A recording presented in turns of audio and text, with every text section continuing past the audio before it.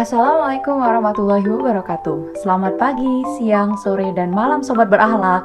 Saya Intan bersama rekan saya Rido dan Okta dari kelompok C2 Latsar CPNS 2022.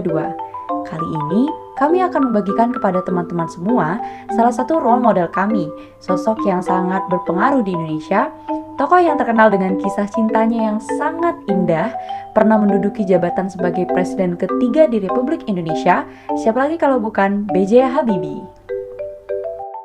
B.J. Habibie atau yang akrab disapa Eyang Habibie lahir di Parepare, Sulawesi Selatan pada 27 Juni 1936.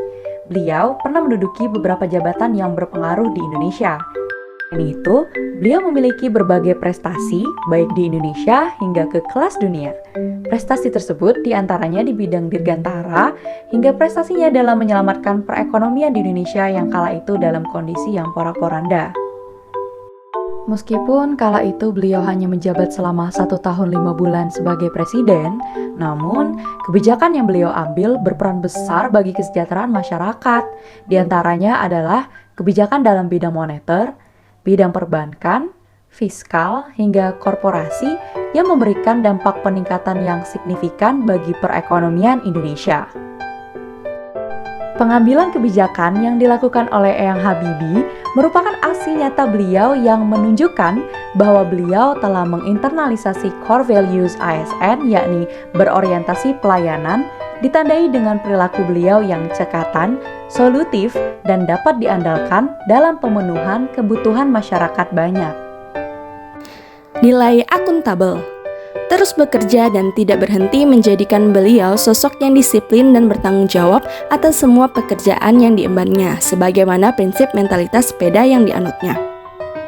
Saat menjadi Menteri Riset dan Teknologi di masa Orde Baru, beliau sama sekali tidak pernah menyalahgunakan jabatannya dan memiliki integritas yang tinggi dengan cara menolak suap maupun gratifikasi dalam proyek pengembangan industri pesawat nasional. Nilai kompeten. Sejak kecil, beliau hanya tidur 4,5 jam per hari dan menggunakan sisa waktunya untuk menyerap dan menganalisis lingkungan. Beliau juga menggunakan waktu sebanyak 7,5 jam per hari untuk belajar menulis dan membaca. Beliau terus melanjutkan pendidikan hingga memperoleh gelar doktor insinyur di Jerman. Atas kompetensinya yang tinggi, beliau dapat membuat pesawat pertama Indonesia yang diberi nama N250. Beliau juga berhasil menciptakan teorema Habibie atau crack propagation theory. Semua itu adalah bentuk nilai-nilai kompeten. Nilai harmonis. Saat menjabat sebagai presiden, beliau berhasil menghapus diskriminasi pada masyarakat Tionghoa di Indonesia dengan menerbitkan Inpres nomor 26 tahun 1998 dan Inpres nomor 4 tahun 1999. Beliau juga selalu mengikutsertakan bawahan dan pengikutnya dalam proses pengambilan keputusan dan memperlakukan mereka dengan sama rata sehingga terciptalah lingkungan kerja yang kondusif. Nilai loyal. Nilai loyal dari Bapak B.J. Habibie yang pertama, penuh pengabdian. Ditunjukkan dengan memimpin dan membangun bangsa serta mengawalinya pada masa reformasi. Kemudian mengemban tugas-tugas berat guna memulihkan ekonomi dengan segenap jiwa dan raga. Kemudian kembali mengabdikan diri untuk bangsa dan negara setelah menyelesaikan pendidikan di luar negeri. Kemudian yang kedua adalah peduli keluarga. Beliau begitu cinta kepada istri dan anak-anaknya. Nilai adaptif. Yang pertama adalah inovatif.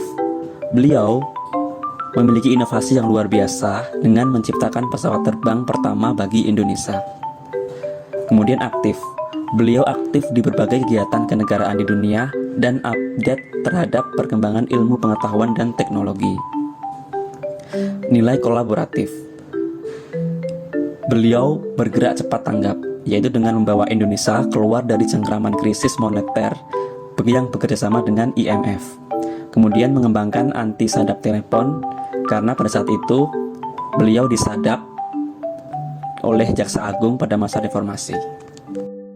Terima kasih sudah menonton. Semoga kita dapat menginternalisasi core values ASN berakhlak, berorientasi pelayanan, akuntabel, kompeten, harmonis, loyal, adaptif, dan kolaboratif.